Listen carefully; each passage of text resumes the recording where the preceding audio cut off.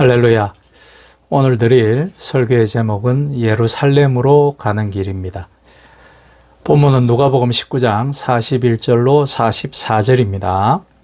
가까이 오사 성을 보시고 우시며 이르시되 너도 오늘 평화에 관한 일을 알았더라면 좋을 뻔하였거니와 지금 내 눈 속에 숨겨졌도다. 날이 이를지라 내 원수들이 토툰을 쌓고 너를 둘러 사면으로 가두고 또 너와 및 그 가운데 있는 내 자식들을 땅에 메어치며 돌 하나도 돌 위에 남기지 아니하리니 이는 내가 보살핌 받는 날을 알지 못함을 인함이니라 하시니라. 아멘. 감람산에서 예루살렘으로 내려가다 보면 깎아지른 것 같은 키드론 계곡 너머에 자리 잡고 있는 도시를 볼 수 있습니다. 그곳에서 좀 더 내려가면 벽으로 둘러쳐진 예루살렘을 조망하기에 적당한 장소가 나옵니다.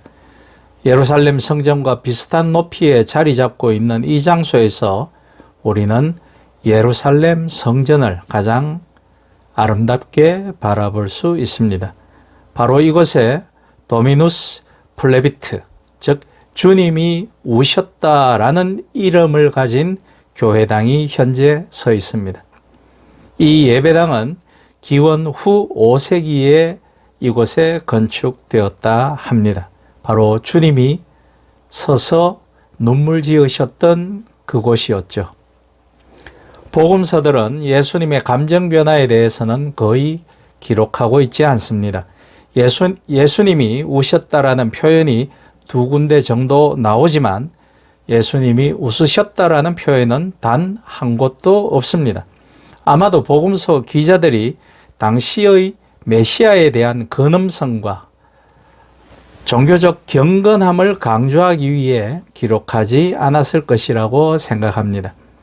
고대와 중세의 기독교 전통은 웃음을 금해야 할 천박한 행위, 즉 불경건한 행위로 믿었기 때문이죠. 그에 관한 여러 가지 문학 작품도 있습니다.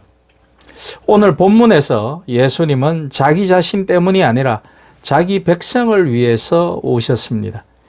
예수님의 눈물은 거부당한 사랑의 표현이었습니다. 예루살렘을 향한 심판의 말씀은 냉혹한 분노에서 나온 것이 아니라 절망적인 사랑에서 우러나온 것이라고 보아야 할 것입니다. 예수님은 그가 사랑하셨지만 멸망의 길을 가고 있는 백성들을 보았습니다. 그분은 그 인생들의 멸망을 바꿀 도리가 없었죠. 그러나 예수님의 눈물이 단지 예루살렘에만 해당되는 것은 아님을 우리는 알고 있습니다. 안타까운 것은 하나님에 의해서 우리에게 임하게 될 구원의 때가 분명 있을 것인데 오늘 우리들의 삶은 마치 심판은 전혀 없는 듯, 종말은 없는 듯 살아가고 있다는 것이 문제인 것이겠죠. 예수님은 이사야의 예언대로 평강의 왕으로 종려나무 가지를 흔들며 호산나를 외치는 무리에 둘러싸여 평화롭게 예루살렘으로 들어가셨습니다. 그러나 겉으로 보기와는 달리 예수님의 마음은 착잡하셨겠죠. 평화의 터전이라는 뜻으로 불리우는 예루살렘은 온통 불신과 외식으로 꾸며진 거짓 평화를 구가할 뿐이었기 때문입니다. 그렇기에 성에 가까이 오신 주님은 우시며 오늘 본문의 말씀을 주셨던 것이겠죠. 하나님과 누려야 할 화평을 잃은 백성에게 평화를 회복시키러 오신 평강의 왕을 조금 후에는 십자가에 못 박는 끔찍한 죄악을 생각할 때 주님은 연민의 눈물을 금할 수 없었을 것입니다. 그러나 포기할 수 없는 사명을 위해 예수님은 치욕과 고난, 죽음이 기다리는 성으로 들어가셨습니다. 엄흉한 권력의 음모가 도사린 거대한 성을 향해 철저하게 거부당하고 그렇기에 너무도 고독한 상처 입은 치유자로 그는 입성하셨습니다. 비록 오늘 보기에는 무모한 짓이요 실패로 평가되더라도 살아계신 하나님께서 기뻐하시고 최후의 승리를 안겨주실 확신이 있기에 예수님은 담대히 나아가셨습니다. 이른바 육신으로는 두려워서 회피할 수밖에 없는 싸움에 영적으로는 벌써 승리해버린 영광을 바라보며 눈물 지으시며 승리의 입성을 하신 것입니다. 이 얼마나 커다란 역설이 아닐 수 있습니까? 예수께서 예루살렘 입성 후 지내신 한 주간의 생활은 무수한 충돌로 일관되었습니다. 우선 성전에 들어가셔서 장사하는 강도의 구렬로 만든 자들을 질책하시며 그들을 내치셨습니다. 당시 유대교의 지도층인 서기관과 바리새인들을 향해 화 있을 외식자들이라고 서슴없이 여러 차례 꾸짖기도 하셨습니다. 포도원의 악한 농부들에 비유하시면서 주인의 포도원을 탈취하기 위해 주인의 아들을 살해하는 포악을 저지르는 무리라고도 비유해서 말씀하셨죠. 얼핏 보면 주님은 죽음을 재촉하는 듯 보였습니다. 당신께서 통렬히 비판하는 상대가 얼마나 자신에 대해 정오로 가득 차 있는 무리들인지 잘 아시고 계심에도 말씀입니다. 그러나 주님은 목숨을 내걸고 지도자들의 죄와 허물을 지적하셨습니다. 이는 저들을 진실로 미워하시는 것이 아니라 오히려 저희를 끝까지 사랑하셔서 회개를 촉구하시는 긍휼의 표현을 보이신 것이죠.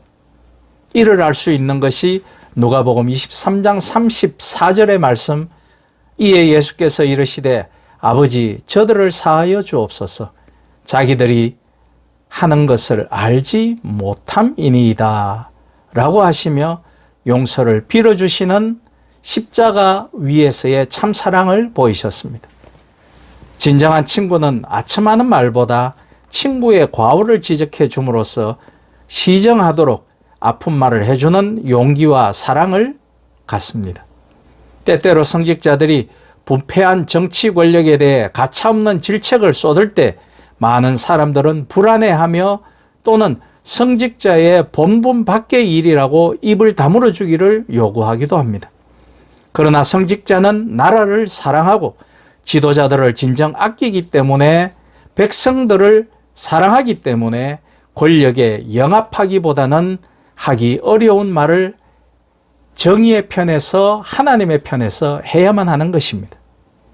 이 충정을 이해하지 못하는 자들은 결국 세례 요한을 구금하고 살해한 것처럼 옳은 깨우침을 거절합니다.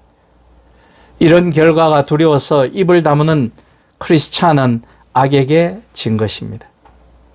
목숨을 내놓고 상대의 죄를 지적하며 회개를 촉구하는 성도는 진 것 같으나 승리하는 사람입니다.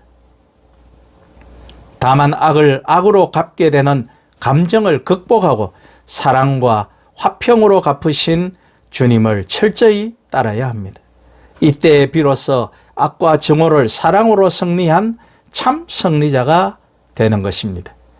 예수님처럼 말이죠. 이 세상에 누구도 고난을 좋아하지 않기에 성도들도 신앙을 통해 환난과 고통으로부터 구원을 얻으려 합니다. 그러나 자기 앞에 주어진 고난이 의미 있고 값진 것일 때 이를 회피하려 한다면 결국 패배자가 되고 마는 것이죠. 우리는 예수께서 당하신 십자가의 고난을 하나님의 구원 사역 속에 의례 공식적으로 이루어진 사건으로 치부하고 넘기기 쉽습니다. 그러나 주께서 잡히시던 날 밤에 겟세마네의 기도는 바로 당신이 당해야 할 고난을 앞에 놓고 몸부림치는 처절한 절규였음을 우리는 알고 있습니다. 십자가 고난의 쓴잔을 마시는 것이 하나님의 뜻이요 의미 있고 값진 일이라면 순종하겠나이다 라고 기도했을 때 그분의 손등에는 피땀이 흘러내렸다고 합니다.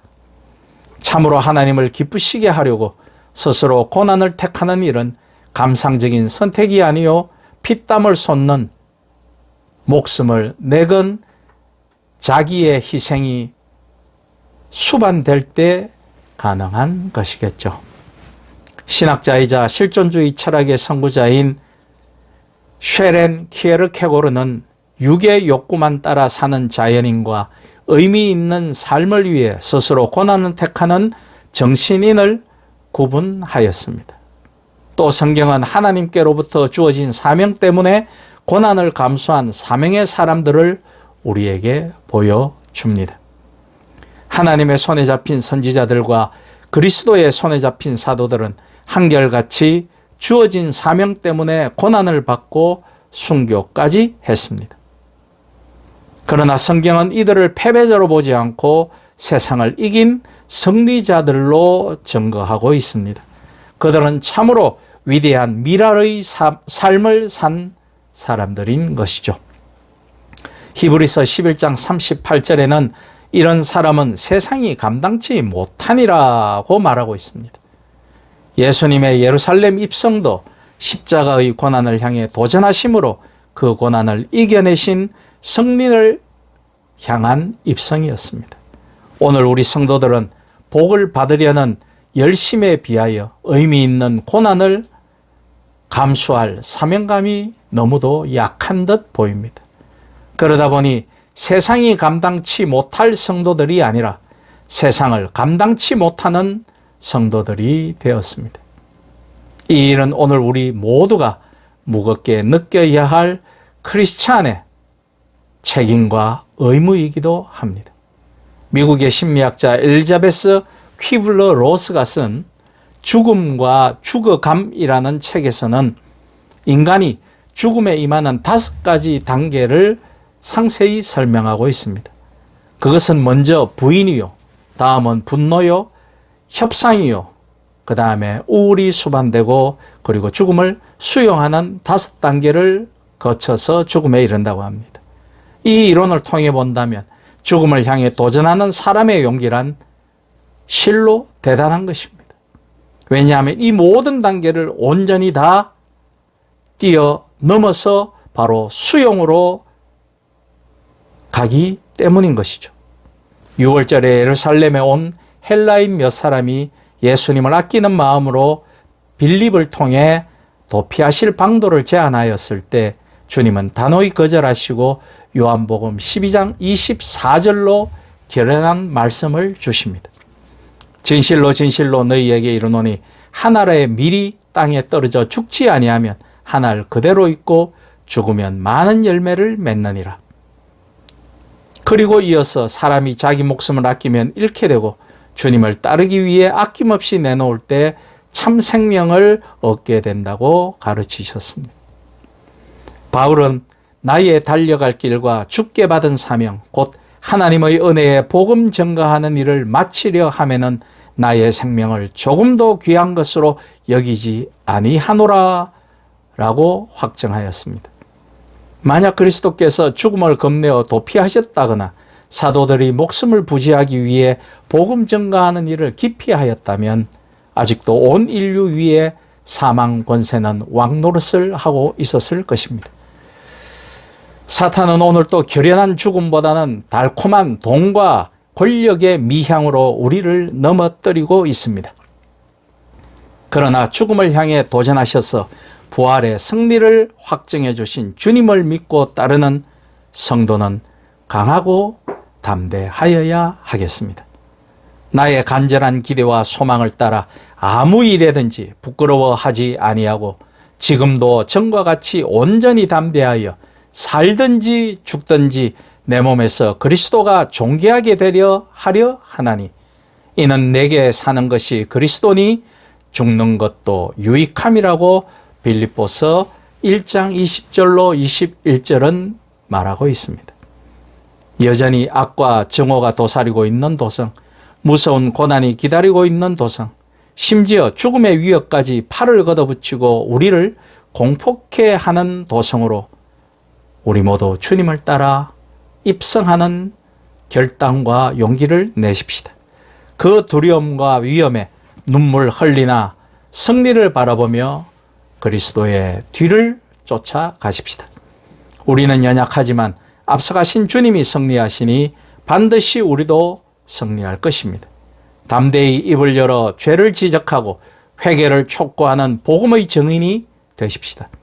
복음 때문에 당하는 고난을 겁내지 말고 겟세마네의 주님을 따라 피땀 흘리는 기도에 힘써 주께서 부활하신 아침 우리 모두는 환한 얼굴로 승리의 개가를 부르게 될 수 있기를 예수 그리스도의 이름으로 축복하며 부탁드립니다.